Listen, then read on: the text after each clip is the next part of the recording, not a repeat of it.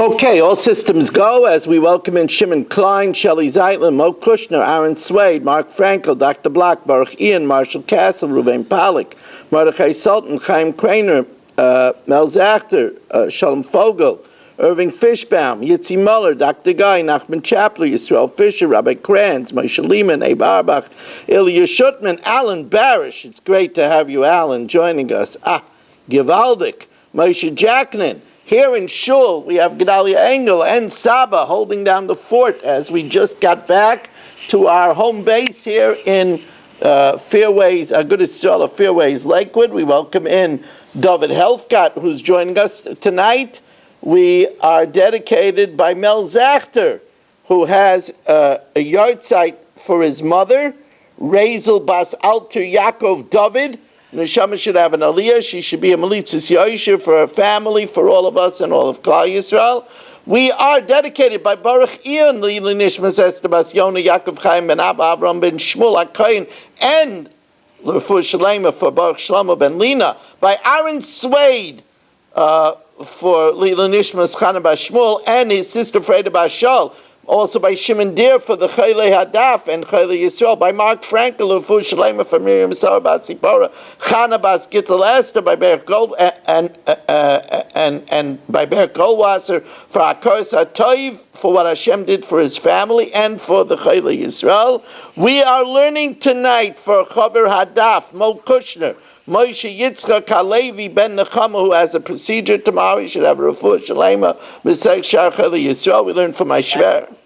We learn from my Shver Avigdor Aye Ben Rivka, and for Meir Ben Chayesara, and for Yehuda Cyril Bas Miriam. They should have a refuah shalema. B'seich Shar Chayle Yisrael. We are holding on the bottom of Yud Zayin Amid Beis.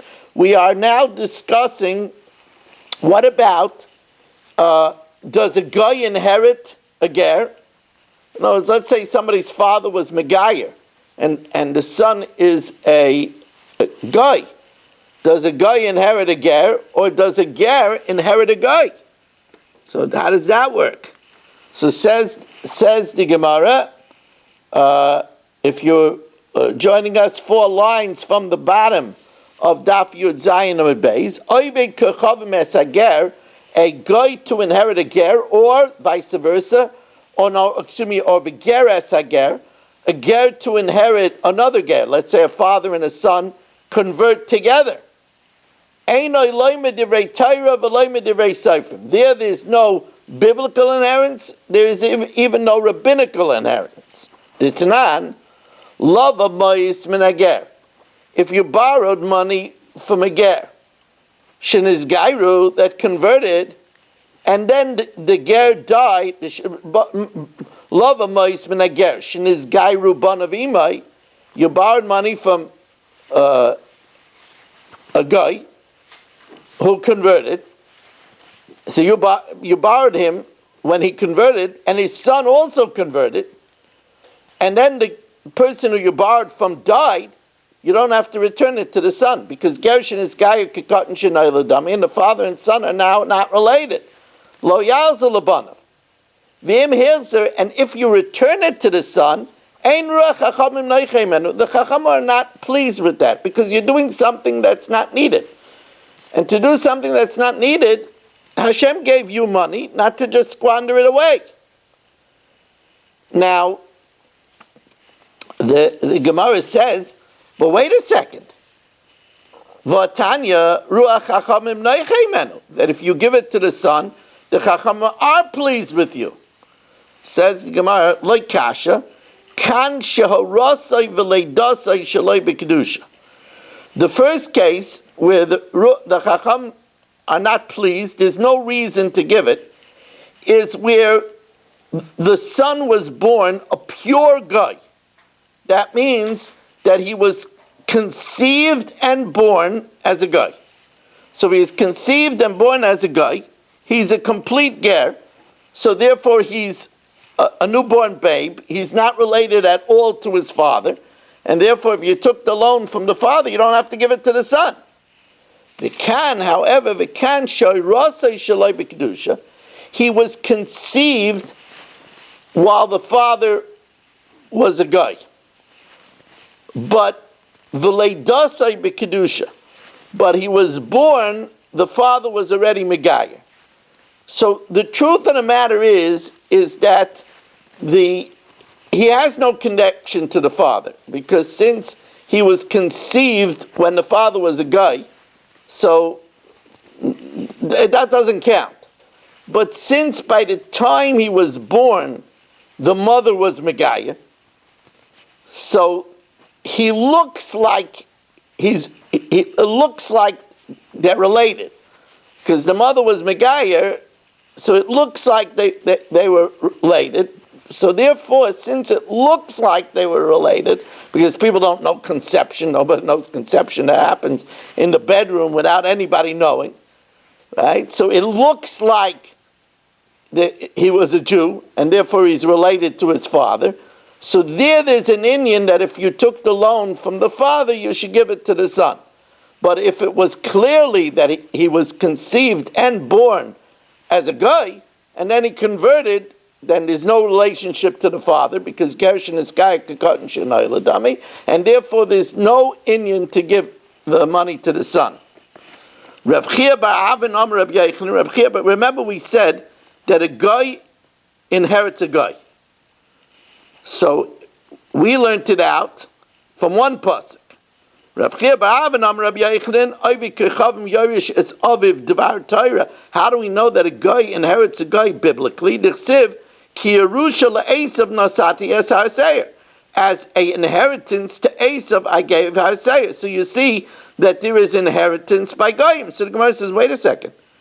Esav is not a guy. Esav is a Yisrael mummer. V'dilma Yisrael mummer shani. Esav is a Jew that sinned. I mean, he's the son of Yitzchak and Rivka. He's a Jew. He's just a renegade Jew. Yeah, but his kids and his grandkids, they're all goyish. Well, first of all, the pasuk says Kiddushin is le'esav nasata v'esarseir, and also we don't know if Eliphaz was a guy. His wives weren't Jewish. Huh? Esav's wives weren't Jewish. Esav married. Esav married. She had a nice Jewish name. But also married Shmuel's daughter. Yeah, Ishmael's daughter would not be a Jew. Obed Avodah his wives. Yeah, that doesn't mean that they're not Jewish. But anyway, but the kasha is from the lashon of Esav, Kirusha Esav, right? So, and that Esav was a Yisrael mummer. Ella mehacha ki livnei light nasati es Yerusha. To the children of light, I gave Yerusha. Now the children of light already were not Jews. So then we see that there's Yerusha from a guy. Rav Chia bar Avin, my time Eloyama Karava. Rav Chia bar Avin, why doesn't he learn it out from the pasuk of Rava, where we said by an eved, where you buy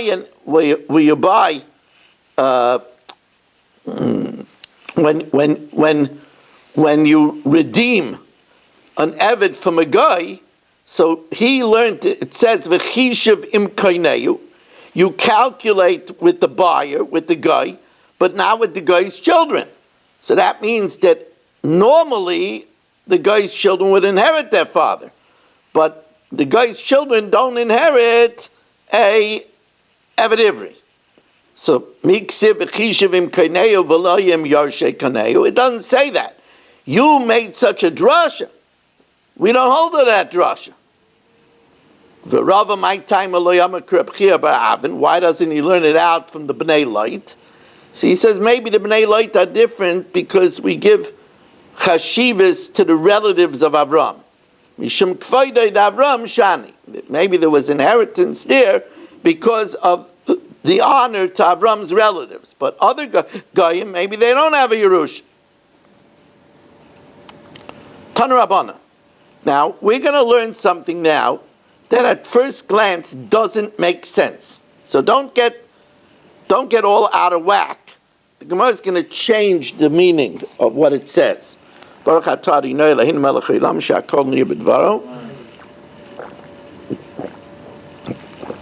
to welcome in Harrison Kletzel, David Silverman joining us. And it's really nice having 27 Zoomers. Richard Rosenzweig is with us. Tan Rabbana. Yesh be'ivri she'ein be'ivriya. There is by a male slave, which is not by a female slave. V'yesh be'ivriya, and there is by a female slave, she'ein be'ivri. Yesh be'ivri, there's by a male slave, shu yotzei b'shanim. He goes free after 6 years, or b'yovel, or if the jubilee arrives, or b'misas ha'adain, and by the death of the master, masha'en came be'ivriya. Now this doesn't make sense at all. All these things are true by an Amavriya too. She goes free after 6 years, she goes free. With yovel, she goes free with the death of the adain. The yesh be'ivriya, and there is by a female slave, shari ivriya yoytza b'simanim. She goes free when she reaches puberty. Ve'eino nimkeres v'nishnis, she can't be sold and sold a second time. Umaptin oisa bal karchai, and you could redeem her against the will. We'll see against the will of who? Masha enkein be'ivri, which is not true by a male slave. So first of all, the beginning of this doesn't make sense at all. We said that a male slave is freed with years, with jubilee, with the death of the master, which is not true with the ivriya. That's not true. Amar yesh be'ivri she'ein be'ivriya. There's by a male slave, which is not by a female slave. V'riminu yisera olav amavriya. Amavriya has an extra thing, but she has the other 3 things too. Shekaina atzma b'simanim. So it says in Gemara Amar Rav Sheshes says when it says that she doesn't go free with 6 years, with jubilee, with the death of the master, that's talking about where the Adain exercises the mitzvah of Yiyud. The din is that when he buys her from the father, the Torah gives him a mitzvah to marry her. That's one of the reasons why the father, who maybe is a widow, his wife died in childbirth, and he can't take care of the young girl, he has to go to work, so he sells her with the hope that he sells her to a good man with the hope that he'll exercise the mitzvah d'oraisa of Yiyud to marry her. Amar Rav Sheshes, when it says she doesn't go free after 6 years by the jubilee, it's kigain sheyada, where he marries her. Now Taisus asked Kasha, if he marries her, she still goes out with the death of the Adan, because if he married her, the Adan married her, then she goes free if he dies. So probably the answer that some will say is that then that's not the misas ha'odain, that's the misas habal, right? So, but Amar Rav Sheshes kigain sheyada. So the Gemara says yada. If he married her, pshita, then obviously she doesn't go free after 6 years or with the jubilee. Gita boy, she needs a get. Says the Gemara, maybe not. I might think that since it's Yiyud, maybe she still has the status of an Amavriya. She doesn't lose her status as an Amma, and maybe she goes free from this arranged marriage after 6 years or by the Jubilee. Kamashman, we don't say that. If he's miyayid her, she doesn't go free at puberty. She needs a get. Hachi kamer. Im lo yada. If he doesn't do yid, then she has something extra that she's yoytza apisimanim. She goes free not only after 6 years, not only by the Jubilee, not only with the death of the master, but also when she reaches puberty. Now it says that she can't be sold twice. Eino nimkeres v'nishnis. She can't be sold twice. Now that implies that while the male counterpart, the Eved Ivri, can be sold twice. Michlal the Eved Ivri nimker v'nishna. Now remember, the nimkar bezdin is if a person stole and he doesn't have what to pay, so the court sells him in order that the money will compensate the victim. Tanya, we learned in a brayso bignei vasai, with his theft. First of all, we don't sell him just to pay the knas of the double payment. B'gnevasai v'loy b'zmamai. This is an interesting halacha. If, let's say, Mark and Stephen testify that Reuven stole $10,000, and then they find that Mark and Stephen couldn't have saw Reuven in Staten Island because that day they were taking a cruise to Acapulco. So they're Eidim Zaymimim, and they have to pay Kasher Zomam Lasais Lachiv. They have to pay. They wanted Reuven to pay 10,000. They have to pay 10,000. If they can't pay, they're not sold as a slave, because it's only B'gnei Vasai for Leib's mama. Look how relieved Mark is. He was thinking about 6 years of slavery, right? B'gnei Vasai for theft. Kevan shenimker pamachas. Once they're sold one time, shuv iatarash l'moichi. You can't sell them again. So here you see that that's not only true by the Yom Avriya, it's true by the male counterpart as well. Where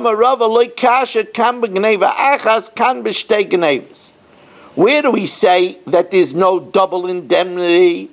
You're not sold twice. That's for one theft. So if a person stole $30,000 and he's only worth, when you sell him as a slave, 15,000. For one theft, you can't sell him twice.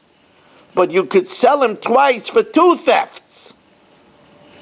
Amalei Abaya, B'gnei Vasai, Tuva Mashma, implies even for many thefts.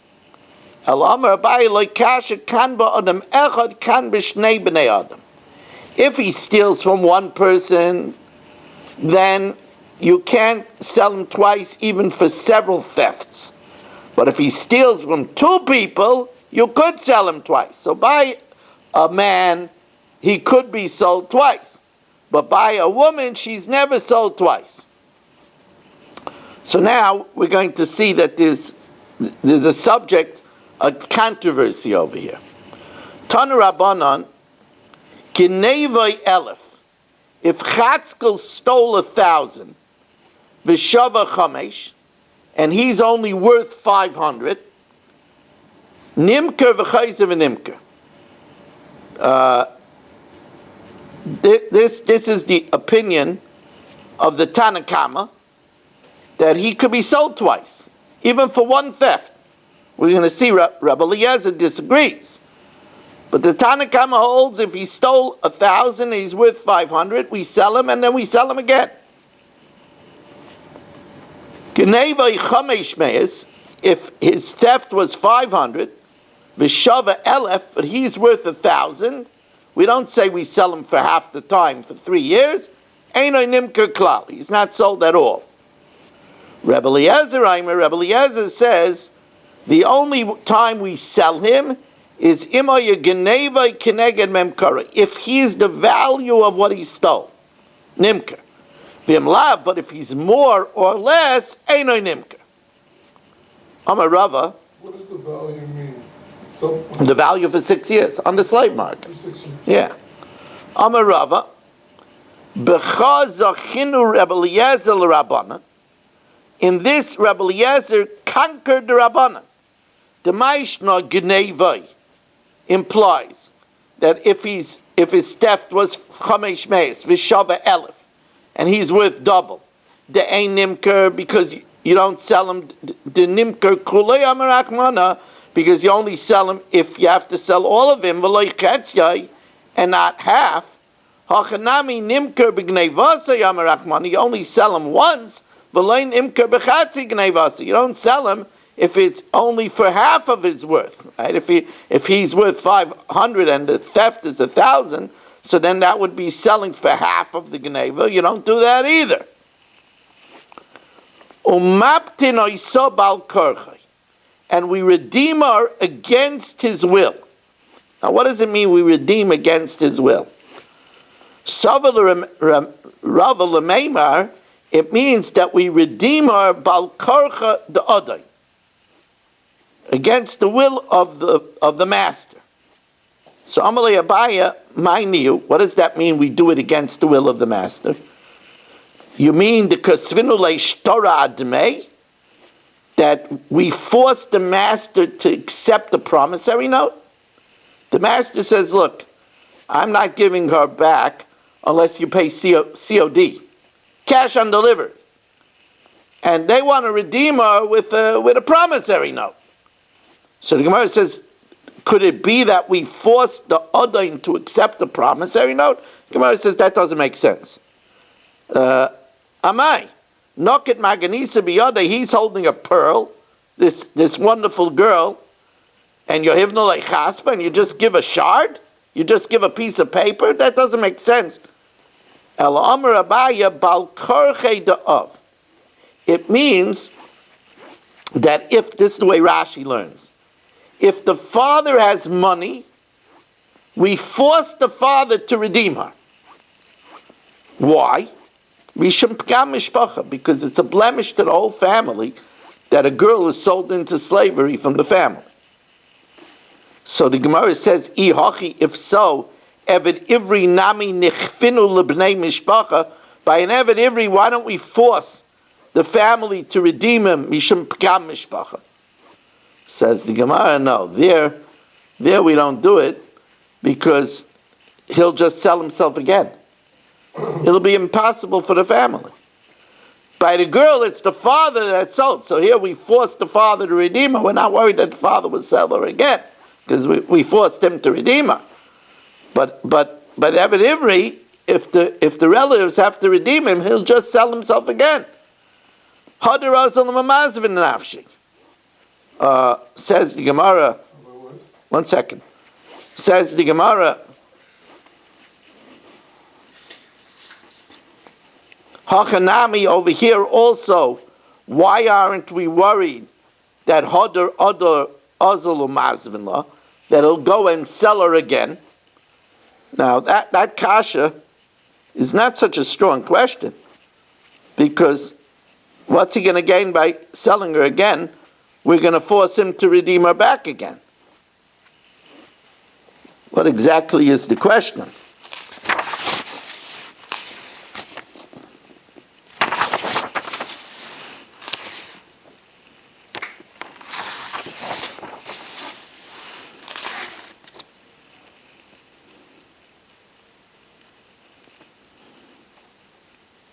Tosfos asked that question. What?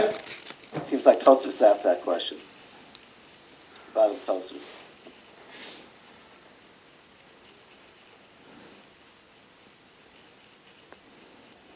Right.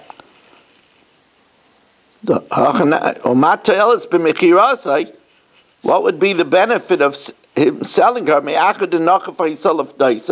going to force him again to redeem her. Ah.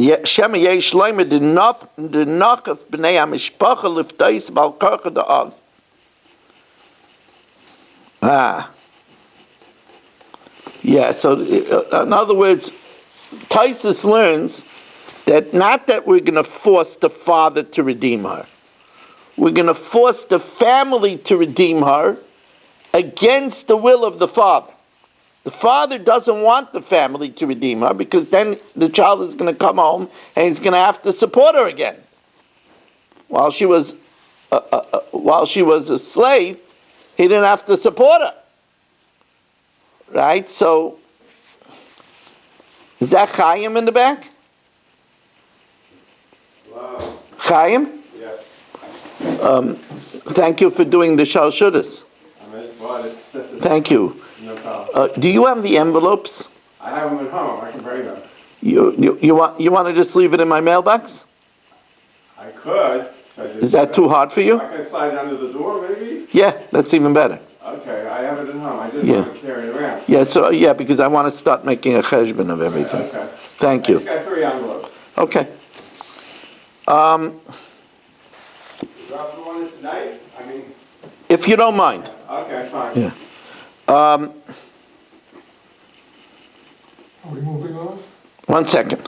So therefore, the Gemara says, "Yachi Eved Ivri Nami Lichbinu Lebnei Mishpacha." By Eved Ivri, we should force the family. Mishum Pgam Mishpacha. So the Gemara answered, Hadar Azal Lamazvin Nafshe. He's going to go ahead and sell himself again. Hakanami, says Taisvis, if we force the family to redeem her against the will of the father, so Hadar Azal Lamazvin, the father will sell her again. Says the Gemara, the father can sell her again, because Hakatani Einay Nimkeres V'nishnas, she's not sold and then sold again. Omani Reb Shimoni. Who is this going like? That you can't sell her and sell her again? Reb Shimon. The Tanya, Moicher Adam es bitoy leishus.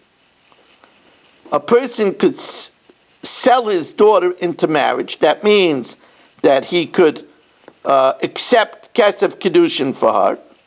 V'shayna. And then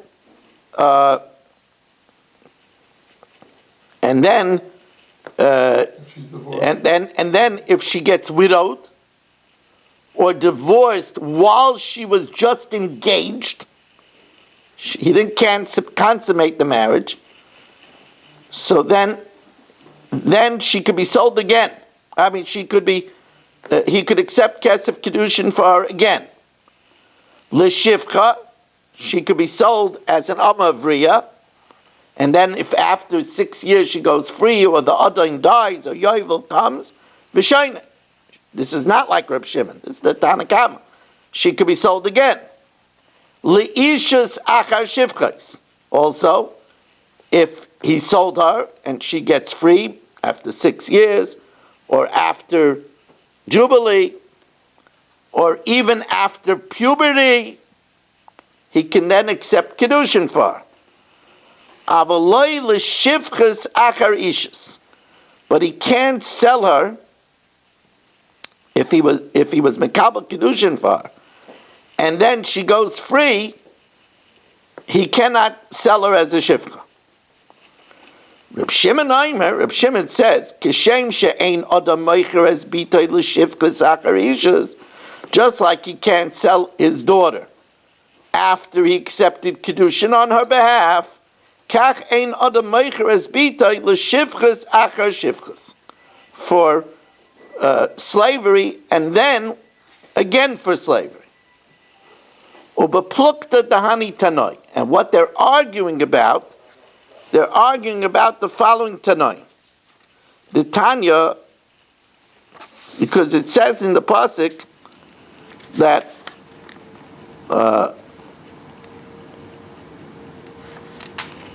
what's the full lashon of the pasuk?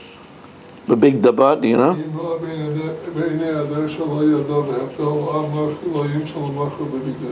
La'am nachri lo yimshol lamachra. La'am nachri, he can't sell her. Bebig daba. The question is, what does bebig daba mean? The pashtus means he can't sell her after he dealt treacherously with her. So the Gemara says that Rabbi Akiva says bebigdai means a garment. Kevan shepiresh talisay aleha, since the Adain did yield with her and covered his talis over her with chuppah, that shuv ein rashay l'moichra, then the father can't sell her anymore. So Rekiva says that we learn from here that after Ishus, there can't be a sale. Divrei Rabbi Kiva. Rabbi Lazar Aimer bebigda ba means a traitor, bogate. Kevan shebagad ba, since he acted treacherously with her by selling her into servitude. One time, Shuvein Rashi Lamoicha, can't sell her. When it says La'am Nachri, it means not necessarily to guy, but it means to servitude. Now, but my kamiflagi, why does one learn that it's a lashon of a beged, and it means chuppah, and the other one learns it's a lashon of bogad, treachery. Rabbi Elazar Savar yesh aim l'Messiris. We go primarily after the way the words are written. And since it's written without a yud, so therefore it's more mistavra that it's bogad and not big day. Rabbi Kiva Savar Yeshem Lemikra. We go after the way it's read. And it's read but big day, so it's talking about a beged and not treachery. Reb Shimon Savar. Reb Shimon says that you can't sell after Ishas and you can't sell after a sale. He holds both Yesh Aim Lemikra Ulamasiris. That we go basar both the way it's read and the traditional. So it's both big day after chasanas and bogad after sale. What do you want to ask? So, back on Roman Aleph, the question was, what does it mean we make the other redeemer? So Abaya says it must be we give her a star. Abaya didn't want to say we give her cash. The Gemara still could have asked. What are you? We didn't learn that tonight. What are you talking about, star? He gives her a promissory note. Oh, right. So what was Abaya's question? He's got this pearl, and Right. you want to give him a chaspa. Right. Why is the star a chaspa? Why is cash not a chaspa? No. How do you know he's going to pay that? That's why? Yeah. He said, I don't want the money, I want the girl. No. The Gemara says that you can't do it against his will. Right? So Gemara says, what does that mean? You give him money, he has to give her to you. So what's the aspect that you can't do against? What is it? Because the Torah says that she could? Yes. So you're saying the only thing that would be The only thing against the will would be if I say, you know what, I'm giving you a promissory note. Give me this. You say no. I'm not accepting your promissory note. It's COD. Pasuk over here, it's clearly not referring to the father, clearly referring to the husband. Imra b'nei Adonai shalo yada v'hefta, that's going on the husband. La'am nachri lo yimshal machar b'vikta, but it's going on the husband. The pasuk shot.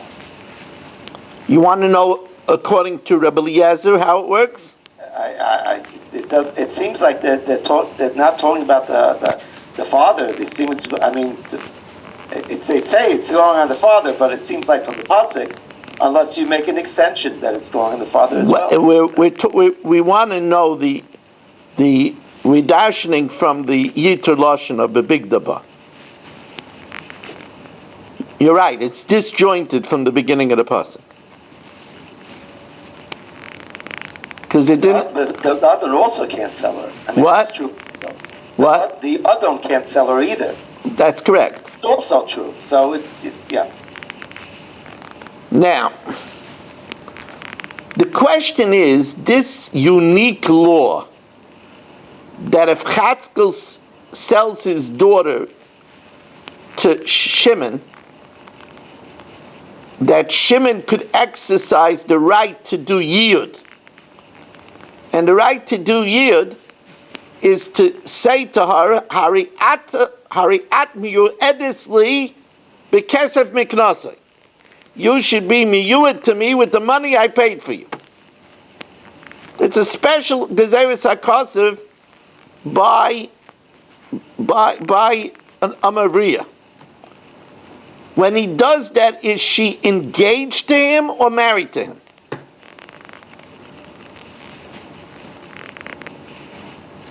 That's the Gemara's next question. Boy Rabba Baravua, Yiyud Nisuanaisa or Erisanaisa? We know that there's two stages, right? That's why we have 2 cups of wine by a chasana, right? The first, the Masada Kiddushin, makes them Mikudeshes. She says Hariyat Mikudeshesli. She's Mikudeshes. And then the next cup of wine is on the Nesuin. She enters the chuppah and she gets married. When he says Hariyat miyu edesli bekesef miknasai, you should be miyuyed to me. Does that accomplish only Erisin or Nesuin? Boy, Rabbi Baravua, Yid Nesuin Isa or Erisin Isa. Now, what's the difference? Big difference. Nafkamina liyarsha, because if she then dies, he inherits her only if she's married to him. Ulitamala, if she dies, he could only, if he's a kayin, he could only contaminate her if she's married to him. And if he could annul her vows without the father. So, what's the din? So, Tajma, the pasuk says, "Bebig daba," and according to Rabbi Kiva and Rabbi Shimon, it means Kevin Shapirish Tali Sayaleh. As soon as he marries her, Shuvein Arashay Lemoichra. He cannot sell her anymore. Right? The father cannot sell her anymore. So Zlunehu Delay Mazvan, he only can't sell her. But he could accept Kiddushin on behalf for another man. Now but if it accomplishes marriage, Kavan Denisis, once she's married, the father can't do anything. The father has no rishus in her at all. Elalav Shmamina must be Erisin Isa. That the yid only accomplishes Erisin. That's why the father cannot sell her afterwards, but he could accept Kiddushin for her. Amar Rav Nachman bar Yitzchak, so Rav Nachman bar Yitzchak says no. Hacha b'Kiddushin the Almakai. It's not talking about if the Adon is miyayid her. It's talking about if the father accepts Kiddushin for her in general. V'achi kamer, kemen shemasra avia lemi shem nischayva b'she'era ksusa v'inasa. As soon as she gives her over to somebody who is chayiv in she'era ksusa v'inasa, so it's bebig daba, where there's a chiv of begadim, then he can't sell her anymore. Shuvein yachal l'maycha. It's not talking about yud. Yud taka would be different. Maybe that's nesuin. Tajma, it's an interesting question. Could the father sell her to her brother? Now, her brother can't do yid with her. So, ein meicher l'krayvim. He cannot sell her to a brother. He cannot sell her to an uncle. No, not an uncle. An uncle would be allowed. He can't sell her to a brother. He can't sell her to a grandfather. Mishum Rabbi Eliezer Amru, no, grandfather also would be different. He can't, let's stick with brother. Can't sell her to a brother. Why? Because yud is not possible, and since yud is not possible, you can only sell to someone where there's the option of yud. Mishum Rabbi Eliezer, I'm a meichel l'krayvim. Yid is only if it's allowed. If it's not allowed, you can still sell her, then you just won't be able to do yid. Now, v'shavin, even the Tanakama agrees, shemoichra almana l'kayin gadol, you could sell her even though she's a widow to a kayin gadol, or grusha v'chalutza l'kayin hedyot, or grusha v'chalutza l'kayin hedyot, because even though they are not allowed to do yid, but if they do yid, the Kiddushin is taifsin, because it's only an isalav. So it's possible to do yid. So once it's possible to do yid, even according to the Tanakhama, there's a sale. But here's the problem. It says you could sell her if she's an almana. How did she become an almana? Hay almana echidami. Ilema de kaddish nafsa, she accepted Kiddushin on her own. A Ketana's Kiddushin on her own is nothing. She wouldn't be considered an almana. Almana karila, she doesn't have das, that's nothing. Vela de kachavia, her father accepted Kiddushin. If her father accepted Kiddushin, we said he can't sell her after that. Mi matzi mazvala, could he sell her afterwards? It must be what happened is as follows. he sold her once, and the Adon did Yiyud, and she became a widow. And we're saying that he could sell her again to a Kohen Gadol. Rabbi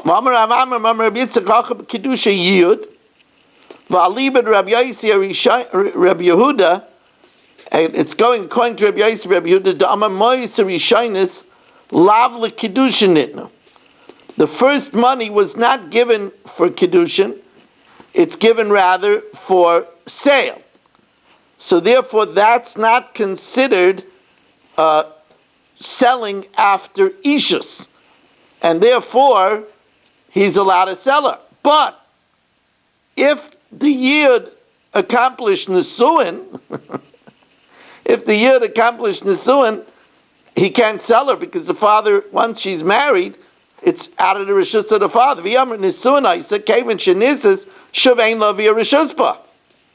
Says Gemara Velamai Erisin Isa.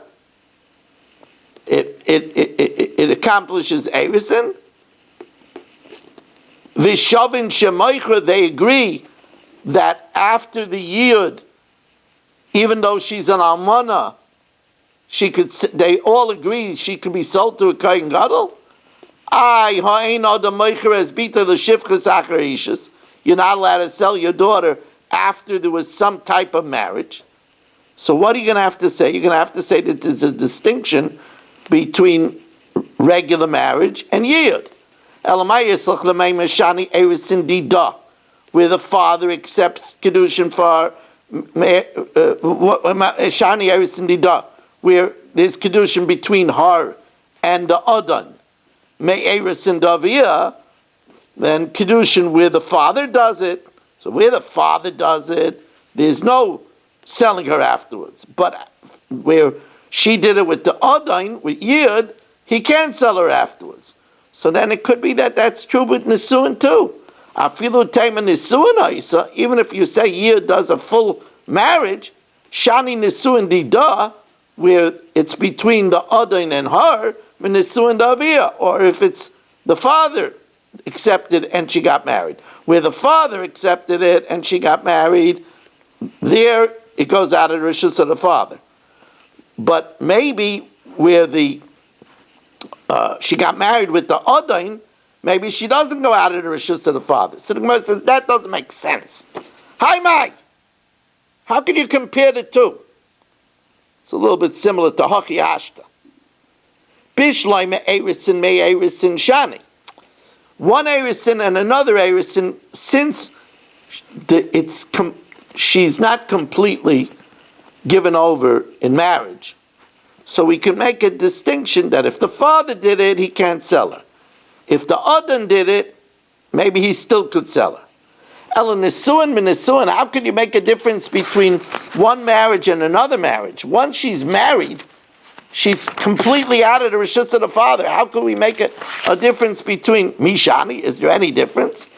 So therefore, at this point, the Gemara says it's clear that Yid only does Erisin, Yid does not do Nisuin. This was, by the way, Rabbi say, not a very easy Gemara. We want to remind you that Motzi Shabbos shir is at 10:05. 10:05 Motzi Shabbos. Sabbath, it's very good to have you join us.